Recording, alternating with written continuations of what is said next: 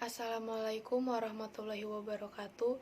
Perkenalkan, nama saya Nadila Fahira Artadevi dari kelas 12 IPA 6. Di sini saya akan menjelaskan materi tentang perkembangan ekonomi dan politik bangsa Indonesia masa Orde Baru. Simak materi berikut ya. Kehidupan politik Orde Baru. Kalau kita bicara soal Orde Baru, pasti yang paling teringat adalah nama Soeharto. Ya, Orde Baru dipimpin oleh Soeharto selama 32 tahun. Waktu yang tidak sebentar. Selama 32 tahun masa kepemimpinannya, banyak kebijakan yang memiliki pengaruh cukup besar terhadap proses berjalannya negara kita ini. Mulai dari kebijakan politik maupun kebijakan ekonomi. Kebijakan politik yang dikeluarkan terbagi menjadi dua, yaitu kebijakan politik dalam negeri dan luar negeri. Masing-masing kebijakan tentunya dikeluarkan berdasarkan kebutuhan negara. Idealnya, kebijakan yang dikeluarkan adalah yang menguntungkan dan mengedepankan kepentingan rakyat banyak. Nah, kita lihat nih beberapa kebijakan politik pada masa Orde Baru. Kebijakan politik dalam negeri. 1. Pelaksanaan Pemilu 1971. Pemilu yang sudah diatur melalui SI MPR 1967 yang menetapkan pemilu akan dilaksanakan pada tahun 1971 ini. Berbeda dengan pemilu tahun 1955, Orde Revolusi atau Orde Lama. Pada pemilu ini, para pejabat pemerintah hanya berhak kepada salah satu peserta pemilu yaitu Golkar. Dan kamu tahu, Golkarlah yang selalu memenangkan pemilu di tahun selanjutnya, yaitu tahun 1977, 1982, 1987, 1992, hingga 1997. 2. Penyederhanaan partai politik. Penyederhanaan partai politik menjadi dua partai dan satu golongan karya, yaitu Partai Persatuan Pembangunan atau PPP, gabungan dari Nahdlatul Ulama, Parmusi, Perti, PSII. Partai Demokrasi Indonesia, gabungan dari Partai Nasional Indonesia, Partai Katolik, Partai Murba, IPKI, Parkindo. Golongan karya Golkar. 3. Dwi fungsi ABRI. Dwi fungsi ABRI adalah peran ganda ABRI sebagai kekuatan pertahanan, keamanan, dan sebagai kekuatan sosial politik. Sebagai kekuatan sosial politik, ABRI diarahkan untuk mampu berperan secara aktif dalam pembangunan nasional. ABRI juga memiliki wakil dalam MPR yang dikenal sebagai fraksi ABRI, sehingga kedudukannya pada masa Orde Baru sangat dominan. 4.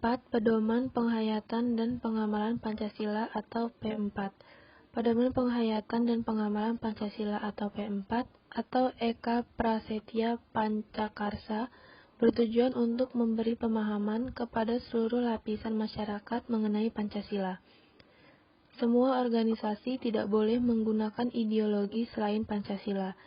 Bahkan dilakukan penataran P4 untuk para pegawai negeri sipil.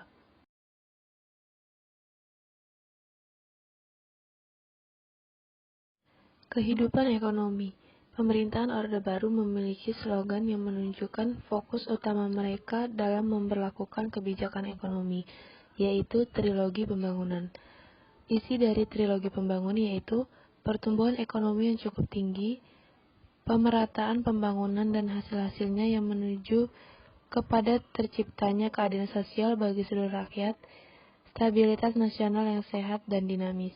Bukan tanpa dasar, Trilogi Pembangunan dibuat karena Indonesia mengalami inflasi yang sangat tinggi pada awal tahun 1966, kurang lebih sebesar 650% setahun. Nah, beberapa kebijakan ekonomi yang dikeluarkan pada masa Orde Baru adalah 1. Rencana Pembangunan 5 tahun atau Repelita. Pada April 1969, pemerintah menyusun rencana pembangunan 5 tahun, yang bertujuan untuk meningkatkan sarana ekonomi, kegiatan ekonomi, serta kebutuhan sandang dan pangan. Repelita ini akan dievaluasi selama 5 tahun sekali. A. Repelita 1. 1 April 1969 sampai dengan 31 Maret 1974. Sasaran utama yang hendak dicapai adalah pangan, sandang, papan, perluasan lapangan kerja, dan kesejahteraan rohani. Pertumbuhan ekonomi berhasil naik 3-5,7%, sedangkan tingkat inflasi menurun menjadi 47,8%. Namun, kebijakan pada masa Repilita 1 dianggap menguntungkan investor Jepang dan golongan orang-orang kaya saja. Hal ini memicu timbulnya peristiwa malapetaka 15 Januari atau malari. B. Repilita 2, 1 April 1974 sampai dengan 31 Maret 1979. Menitik beratkan pada sektor pertanian dan industri yang mengolah bahan mentah menjadi bahan baku. C. Repilita 3, 1 April 1979 sampai dengan 31 Maret 1984. Pelita 3 menekankan pada trilogi pembangunan dengan menekankan pada asas pemerataan yaitu pemerataan pemenuhan kebutuhan pokok rakyat, pemerataan kesempatan memperoleh pendidikan dan pelayanan, pemerataan pembagian pendapat, pemerataan kesempatan kerja, pemerataan kesempatan berusaha, pemerataan kesempatan berpartisipasi dalam pembangunan, pemerataan penyebar pembangunan, pemerataan memperoleh keadilan.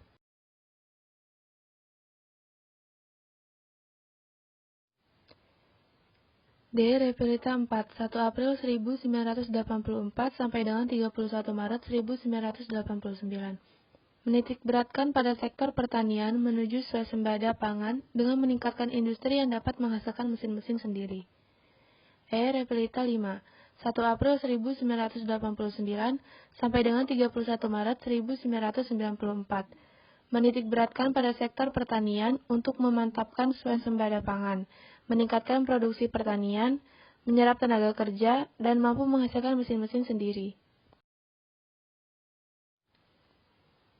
F. Repilita 6, dimulai pada tahun 1994, pembangunan berfokus pada sektor ekonomi, industri, pertanian, dan peningkatan sumber daya manusia.